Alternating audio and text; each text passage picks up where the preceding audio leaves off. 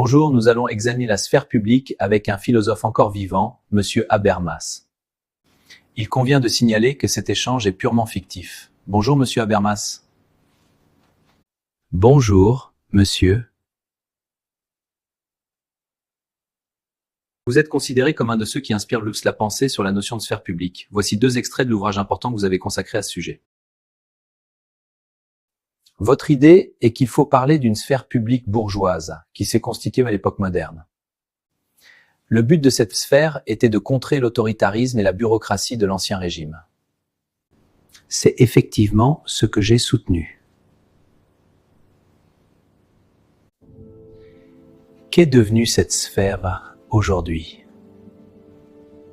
Comme le montrent les extraits que vous avez publiés, j'ai soutenu que, sous l'influence du pouvoir médiatique, cette sphère publique s'est dégradée.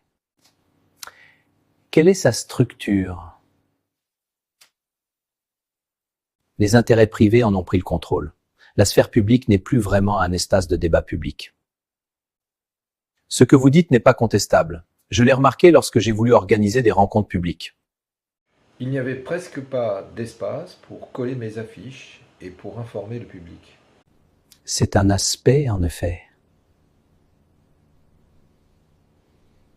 Ma position sur la sphère publique est cependant moins inspirée que la vôtre par ce que l'on appelle le freudo-marxisme, ou l'école de Francfort. Ah oui, et quelle est votre thèse sur la sphère publique? La sphère publique existait déjà avec Cicéron. Rappelons-nous qu'il a écrit un livre qui s'intitulait La Res Publica, c'est-à-dire, en français, dans ce texte, Cicéron va mobiliser 2 termes qui constituent cette sphère et qui sont d'une part la nation et d'autre part le peuple. La nation. Quelle est votre conclusion à ce sujet? Les modernes, comme vous le dites, ont effectivement créé une sphère publique différente de celle des anciens. Toutefois, cette différence ne tient pas seulement dans... En ce cas, qu'est-ce que la sphère publique pour vous? Partant de ces éléments, effectivement, pour moi, la sphère publique contient 3 éléments.